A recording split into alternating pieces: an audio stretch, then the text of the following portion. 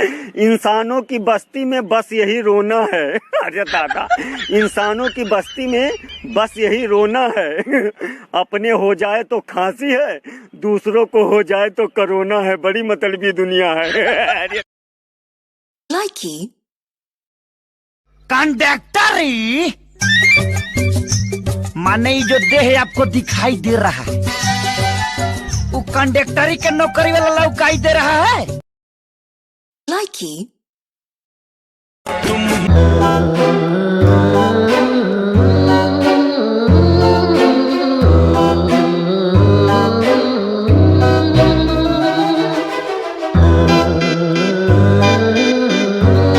लाइकी अरे होलिया में एक दिन खाती कानूनी अपन तोड़ दी।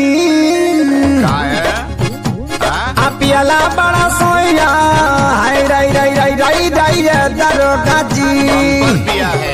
पियला बड़ा सोया लाइकी और कब तक जवानी छुपाओगी रानी, कवारों को कितना सताओगी रानी, कभी तो किसी की दुल्हनिया बनोगी, मुझसे शादी करोगी। लाइकी चमके शीशा ऐसन टिके ना नजरिया जान, चमके लाइकी भूल न पाई तुहर सूरत यहाँ दया भेलू। भूल न पाई रुक तोरा माई लगे फोन करता नहीं के पी के डरामा कैले बा। लाइकी अखिया में बसल बारू दिलवा में धसल बारू। साचो में जवानी को सहु से बात या कसल। अच्छा। मन को जबे गसल बारू। चल हट। कबे तो प्यार का भगत तू फरका, कबे तो प्यार का भगत तू फरका।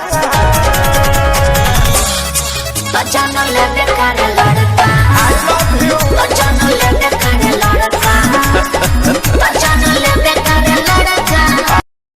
लाइकी अरे होलिया में एक दिन खाती कानूनी अपन तोड़ दी। पियला बड़ा सोया हाय राई राई राई राई राई दरोगा जी। पियला बड़ा सोया लाइकी